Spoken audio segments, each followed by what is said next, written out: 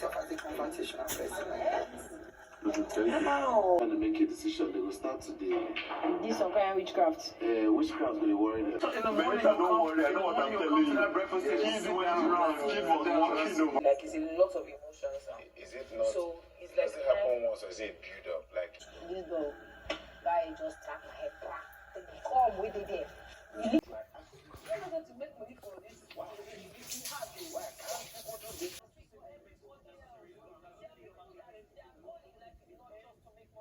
Hello everyone and welcome to my YouTube channel. How are you all doing? So after the comedy nights and the housemates are now chilling, Summer and Doyin decided to have some conversation, and Summer told Doyin that currently he's having a kind of issue with Angel. The Angel is in that particular mood whereby she needs her space all to herself. That one thing he has noticed, that little things trigger Angel, and when she's triggered, it's better you just let her be. She will come back when she's okay.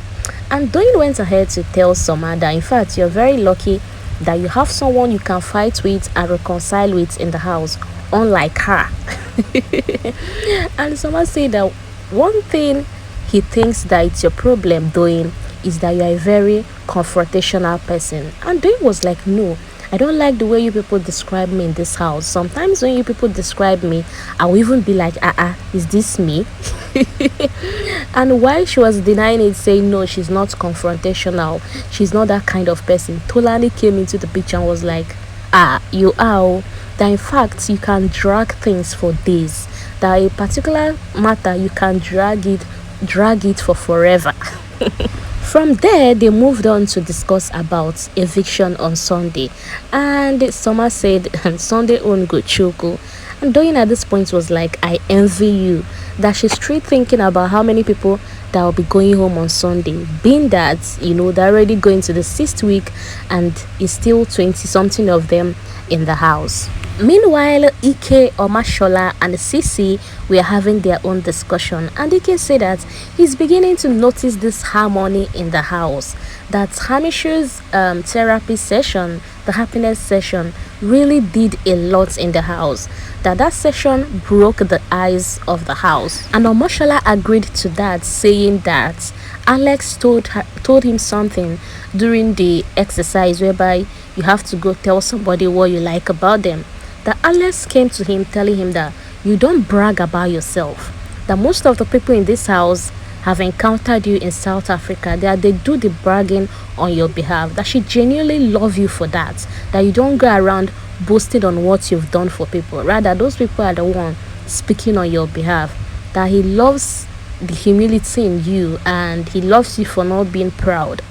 And he said that really like it kind of shocked him, like, oh, so this girl is observing in this house. And that even made him to a kind of develop a relationship with Alex immediately after that. And he said for other people as well that he never spoke to, but then that exercise helped and now they are all speaking.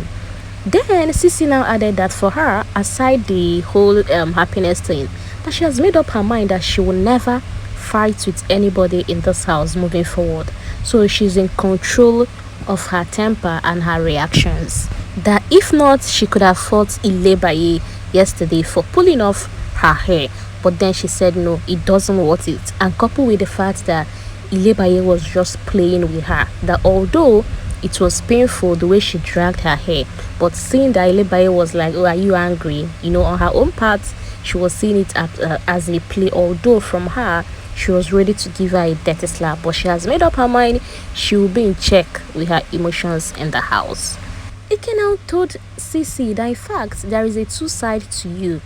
That spending days with you now, he has observed that you have this bitter side of you and this sweet side of you. But it may seem as though the bitter part overshadows the sweet part of you. You get that double side.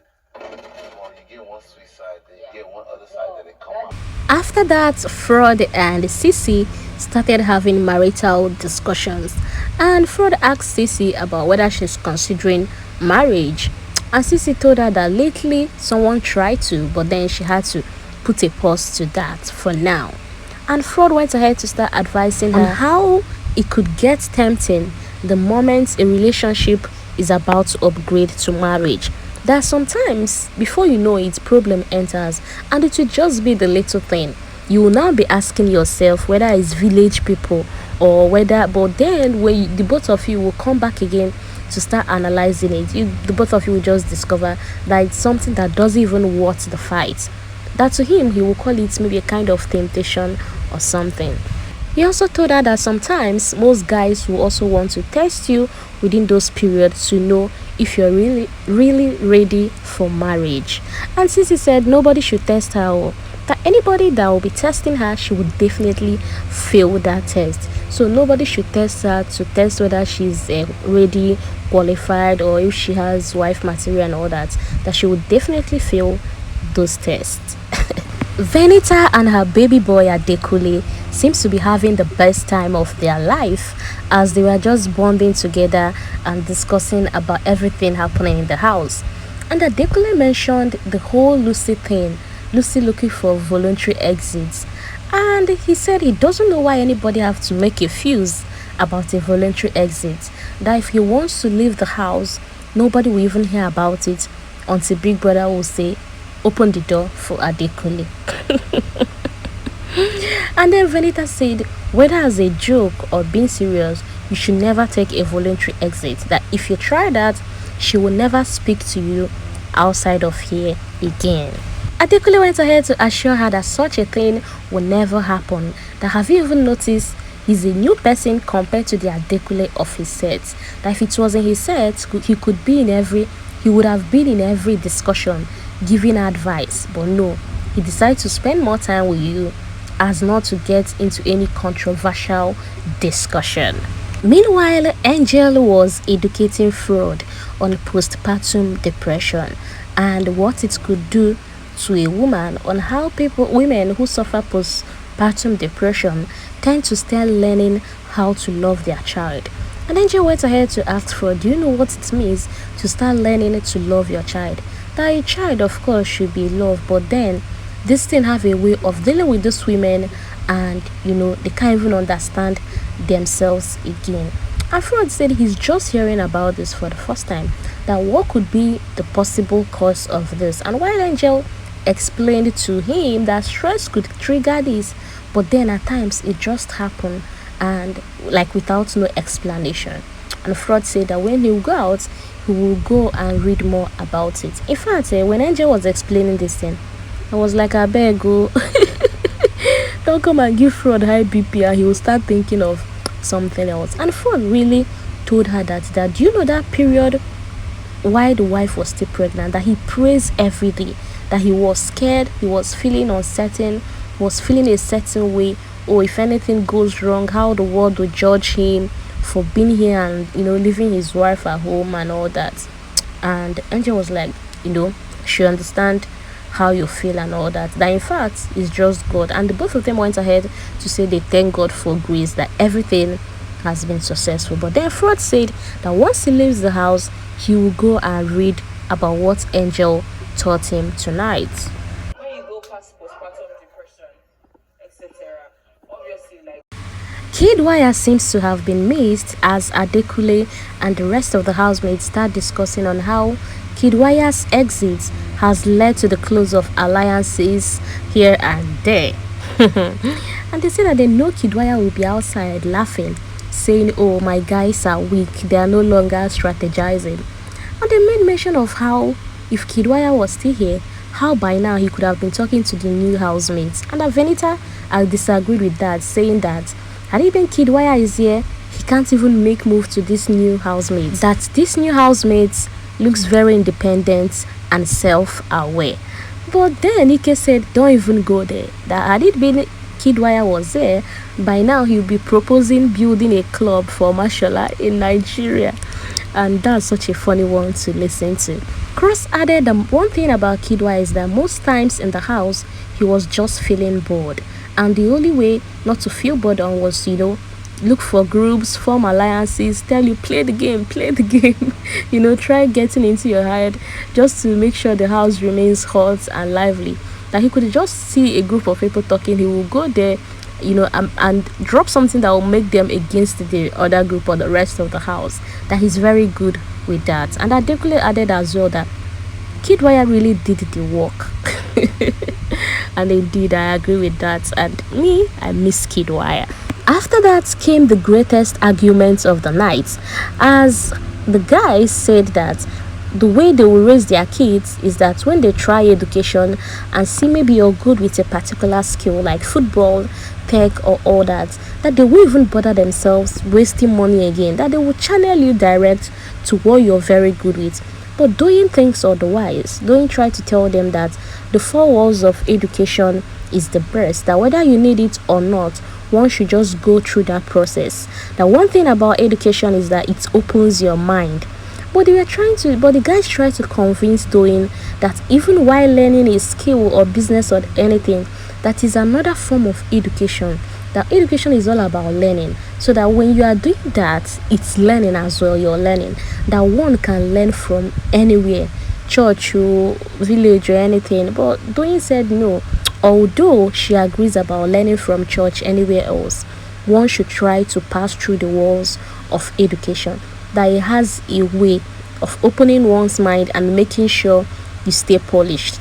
That in some cases, only educated people find it difficult to have some certain conversations.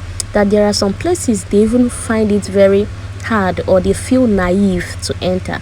But the guys try to give Doyin examples of world leaders, people doing well in their various departments, various firms that are not even educated.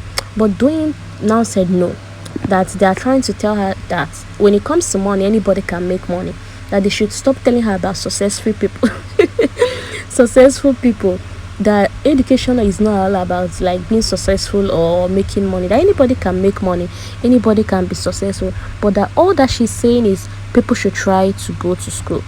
Meanwhile, Pere is telling her that whether educated or not, that the common denominator is money, that at the end of the day, everybody wants to be successful and live a better life. That whether you are pursuing what is giving you joy or what you're making money from and all that at the end of the day, people want to live good life. And what will give you good life is nothing but money. And Whitemoney tried to tell Doyin that if he has a child and the child is not performing well educationally, that you definitely channel the child to what the child can do well.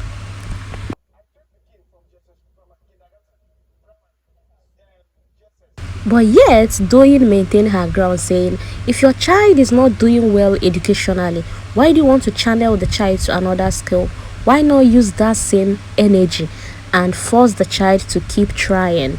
But Whitemoney said no, that he won't have that kind of patience to keep trying. That although for him, he will want to marry someone that is opposite of him, someone that is, educated, learned, and all that, so that maybe the person will bring a difference. Unlike him, who hasn't gone to school, is uneducated, that he even wants to go to a business school. Don't you think that is another form of education? Anyways, that argument lasted for more than 30 minutes, and Omashola said no. You know what? Let's talk about cars. Let's talk about other things. Let's not keep prolonging this matter. Eventually, at some point, they got tired and they all dismissed for the night. Thank you for watching, and I'll see you in my next video. Enjoy the rest of your day. Bye.